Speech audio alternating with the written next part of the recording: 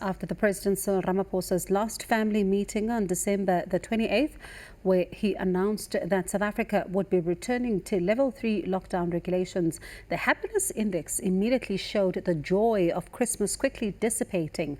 Most people understanding that the lockdowns are needed to curb the spread of the COVID-19 virus, but it comes with severe blows to happiness. And to talk to us about this is well-being economist Professor Talita Reiling from the University of Johannesburg. Good evening, Prof, and thank you so much for your time tonight. Are we a happy bunch? This stage, our levels of happiness has dropped, and we round about the mean levels of happiness that we had in 2020. The happiness index is measured on a scale from 0 to 10, and at the moment we're around about 6.3, which is the mean happiness during COVID. And let's talk then, when you look at where we were at the beginning of the lockdown in March to now, would you say that somewhat we've improved, or are we regressing? It's interesting that we actually have improved somewhat, but what we see is certain days, it's like when an announcement of a lockdown happens, we see a severe drop in happiness. But then it eases up a bit, and we see that there's a little bit of a recovery in the happiness, almost moving back to the new norm, which is obviously a lower norm than in 2019. And I see that it looks like there was quite a lot of happiness on Christmas Day. Was this because people were with family?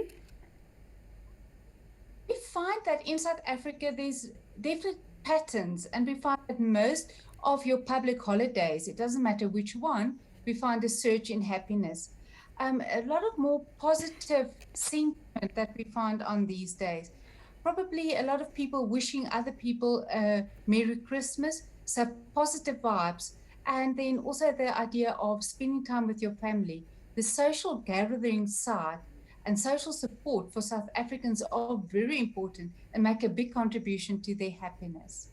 And Prof, when one looks at, around the 28th of December, we're seeing that there's now some lower levels of happiness in 2020 there. And this drop went hand in hand with some increased anger and some sadness there. What was it that was, invoking the feelings and the emotions of anger and unhappiness?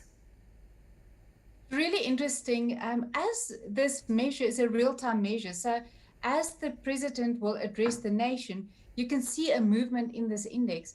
And definitely you can see when it was announced that alcohol, will be a ban on alcohol, stricter curfews, no social gatherings. We immediately see the emotions of the South Africans increasing, especially the sadness, and then anger. Anger definitely showed an increase over that time period. And let's talk then about, the understanding of these particular regulations. Do you get a sense that from those that you've been speaking to when it comes to this particular survey, that they understand the need for South Africa to find itself with some of these regulations? Just to clarify that we don't do any surveys. This is based on big data, and we extract all tweets made by South Africans. So we actually read through the tweets, and it depends on a person by person. We use an algorithm to calculate the gross national happiness, and we make use of sentiment analysis. But what we find is there's definitely some of the people are very concerned about COVID. And also during the 1st of January, if you read through the tweet, many people are bereaving some of the people that has departed, losses, close family members. And so definitely you can pick up the loss people feel, and many of them are related. And I was going to ask, in fact, about the loss, because quite a lot of people have been talking about, knowing one or two or even more people that have really succumbed to the virus, and thus also invoking some of the sadness that they've then also had to experience. Do you see then, some of these emotions improving in the coming days? Should maybe we find ourselves with lesser regulations, or should we find ourselves with more regulations? We may find ourselves becoming a little bit more sad than we have been before? I don't want to venture into predictions, but I can tell you about the previous analyses we did for 2020. And definitely the stricter the lockdown regulations, we find that happiness decrease.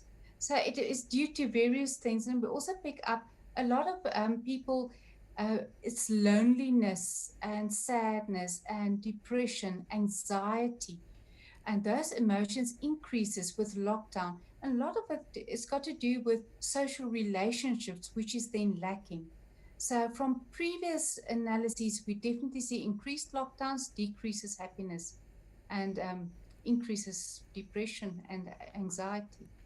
Prof, thank you so much for your time tonight. It certainly, has been enlightening, and it doesn't look like this is going to be the last time we speak, especially because now, the Coronavirus Command Council is meeting again, and it does look like, we might find ourselves speaking again to see if there's any changes to the regulations, particularly after the 15th of January, to see just how, people are reacting to some of those announcements. Thank you so much for your time tonight. We certainly do appreciate it. That was Professor Talita Khailing from the University of Johannesburg.